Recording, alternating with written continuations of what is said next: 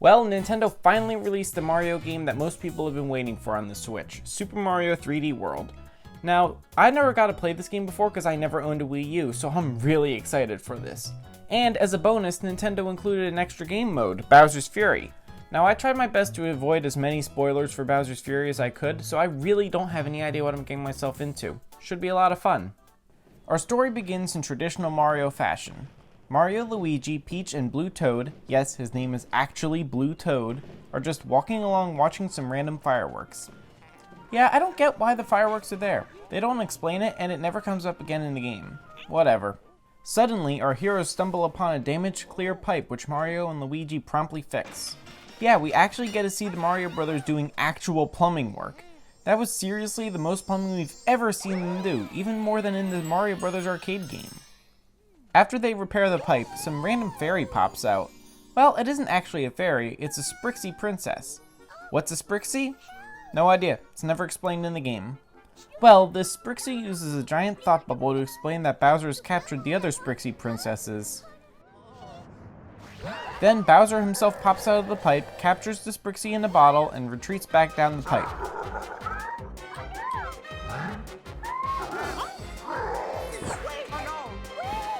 Peach tries to stop him but falls down herself, so Mario, Luigi, and Toad quickly jump down after her. After a weird and long trip through the pipe, we finally emerge in the Sprixie Kingdom. Personally, I thought the story was boring and very underwhelming even for a Mario game. I mean, Mario doesn't usually have a good story anymore, thanks Miyamoto, but this just is not good.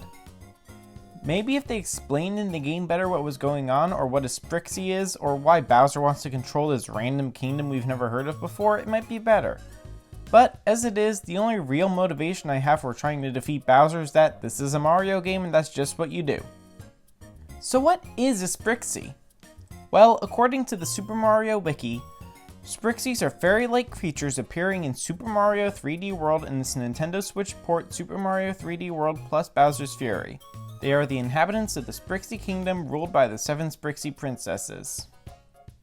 Yeah, even the internet doesn't know what they are, it just says that they exist in the game. In general, I think Nintendo really messed up with the story here, and it's actually very disappointing. While the game fails miserably in the story department, it more than makes up for it in the overall concept and structure of the game. While this technically is a 3D Mario game, it plays like a traditional 2D Mario game. For those who may not be aware, 2D and 3D Mario are very different. 2D Mario traditionally consists of a series of levels with platforming challenges and hazards where you need to just reach the goal at the end of the level. 3D Mario games, however, are traditionally what's known as a collectathon, where the goal of each stage or area is to move around in a 3D space and complete some objective in order to collect an object, usually a star. For many years, these game styles were very distinct. However, in 2011, Nintendo gave us Super Mario 3D Land and the Nintendo 3DS. This game was groundbreaking as it took the concept of moving Mario around in a 3D space and combined it with the basic 2D Mario design philosophy. We got levels which would be at home in a 2D Mario game such as New Super Mario Bros. With traditional platforming challenges and the goal of each level just being to reach the flagpole. But we could actually move in 3 dimensions as opposed to 2, and Mario's moveset more closely resembled that of the 3D games. The game was so well received that in 2013, Nintendo released Super Mario 3D World on the Wii U. The game built upon what made 3D Land special while introducing new concepts and power-ups. Now, we finally have that game on the Switch. The main part of the game consists of 8 worlds, which each consist of a series of platforming levels. And it's interesting, partway through, Nintendo seems to have given up on numbering the worlds. And I really like this, World Castle-Castle. Each world is represented by a map, and the world maps in this game are fantastic. Having a world map for a Mario game is nothing new, as we've had them since 1990 in Super Mario Bros. 3. But in this game, instead of being stuck to a specific path on the map, you can roam wherever you want. Now, there isn't a whole lot to do here other than just look around. You can sometimes find coins or the occasional extra life, but this idea just pleases me. It's fun to wander around and imagine this is an actual world where Mario just walks around looking for areas full of enemies and platforming challenges to go through. Now, the levels themselves are pretty fantastic. They're really creative and fun, and they feel like a good mix of 2D Mario and 3D Mario, just like Super Mario 3D Land. Oh, and while this may not be that important, I personally really love how the levels all have fun and creative names. When you start the game, you get to choose which character you want to play as. Mario is the most average of the four, and he'll feel most natural to play as for anyone who's played any other Mario game before. Luigi jumps higher than everyone else, and this is a trait he's had in many other games. Usually, his jumps, in addition to being higher, feel more floaty, where you feel like you float in the air for a very long time and then gradually fall back to Earth. However, in this game, I kind of feel like Luigi's jumps aren't nearly as floaty as normal, and I personally think that makes him a lot harder and awkward to control. Blue Toad has the lowest jump of the four characters, but he moves super fast, so he's a lot of fun to play as. Princess Peach is pretty slow, but she can float in the air when she jumps, just like in Super Mario Bros. 2. Also, side note, Tanuki Peach just looks weird.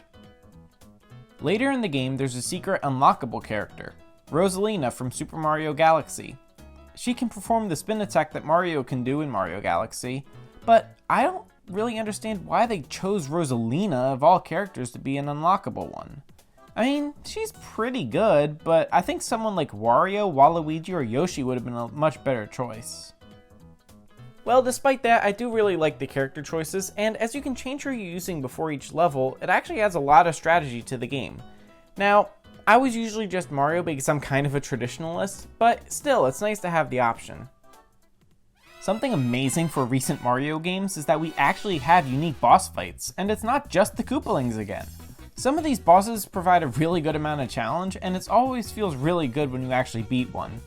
However, I do wish we got some backstory about these bosses, or really anything that would make them seem like actual characters rather than just another enemy to beat up. But it's not really the end of the world for Mario bosses to just be enemies, so I can live with it here. What really bothers me is how they portrayed Bowser in this game. Here, he's just a flat and boring character.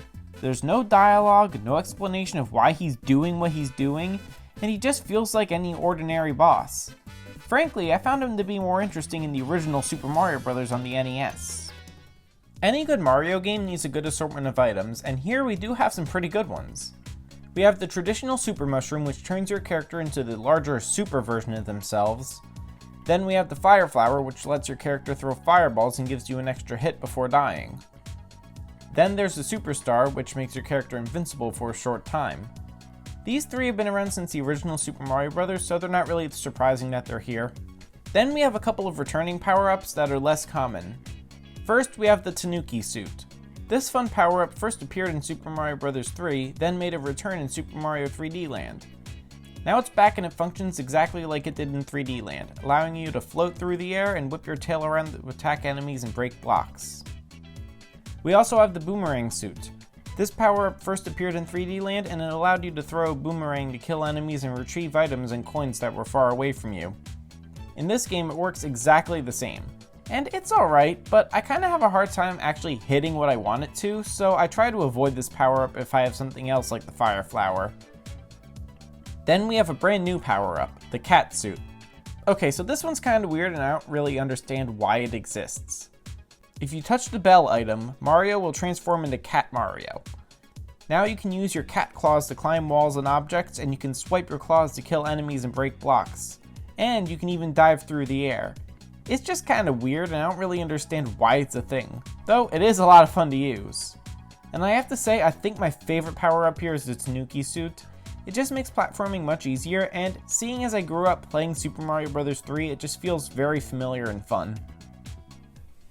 While the overall structure of the game feels like a traditional 2D Mario adventure, the game does retain some of the collectathon aspects of the 3D Mario games. This comes in the form of the collectibles. Each level you can find 3 green stars and 1 stamp. The stars are used to open the path on the world map in a few spots and are required to access some levels. Collecting these is kind of like collecting the star coins in the new Super Mario Bros. Series. Some of these can be pretty tough to get, so it's always a lot of fun. There's 1 stamp in each level, and they're pretty fun to collect. They don't actually do anything here, unfortunately. I know they were originally used in Miiverse on the Wii U, but here they're just fun to collect. One other thing which I guess you could kind of consider to be collectible is the golden flagpole at the end of each level. If you grab the top of a flagpole when you complete the level, the flag will turn gold. If you're wearing a cat suit, you'll automatically climb to the top of the pole and get it. In addition to the main quest, there are a few side levels to earn extra green stars. The first are these weird mystery box levels. Inside, you'll have to go through a series of quick challenges to earn stars. The challenges are all different, but each house will have a consistent theme or concept for each of its particular challenges. These are really good if you need to quickly get a few stars to unlock a new level. However, my favorite of these side levels are the Captain Toad levels. Here you take control of Captain Toad and have to navigate a small 3-dimensional island to collect stars. However, because Toad's backpack is too heavy, you can't jump. So in order to navigate, these levels become more like puzzles than actual platforming challenges, and frankly, I love them. And I'm not the only one. Nintendo evidently liked this concept so much that they made a whole game full of these levels, Captain Toad Treasure Tracker. My only issue is that Toad is super slow in these levels, which is kind of ironic considering Blue Toad is the fastest character in the game. After you defeat Bowser, there are some extra worlds which frankly are pretty awesome. 2 of these worlds are cool because they consist of remixed versions of previous courses. They're a lot of fun, but they're quite a bit harder than the levels in the main part of the game. And I really like the last level in World Flower, which is a really hard boss rush level, and it took me quite a few tries to beat. Now, I didn't do all the bonus worlds. The 4th, World Crown, is only unlocked after collecting all the previous green stars, all the stamps, and getting all the gold flagpoles. So, unfortunately, I haven't had an opportunity to do that yet, but I'll get to it eventually. So, as this is a port of a Wii U game, people might expect some extra content, and thankfully Nintendo provided something very fun here, Bowser's Fury. So the story here is actually better and more interesting than the main game. Mario is walking along and sees some weird black paint drips. Intrigued, he hurries ahead and then gets sucked down a puddle of this goo and into some strange new world. There, Mario meets Bowser Jr., who explains that Bowser was affected by this black goo and it made him big and furious. Mario agrees to help turn Bowser back to normal for some reason.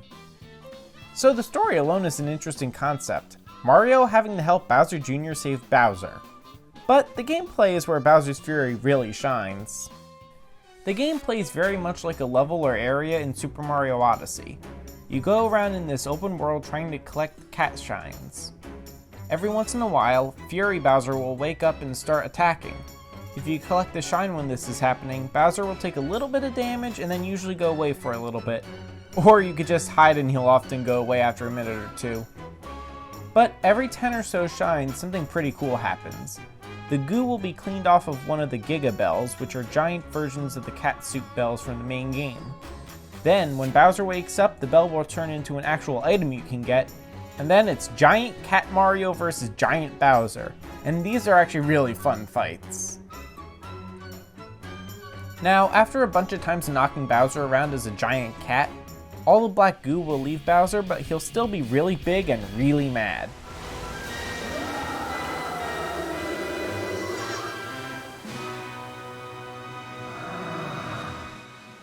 He grabs the Giga Bells and traps them in a ball.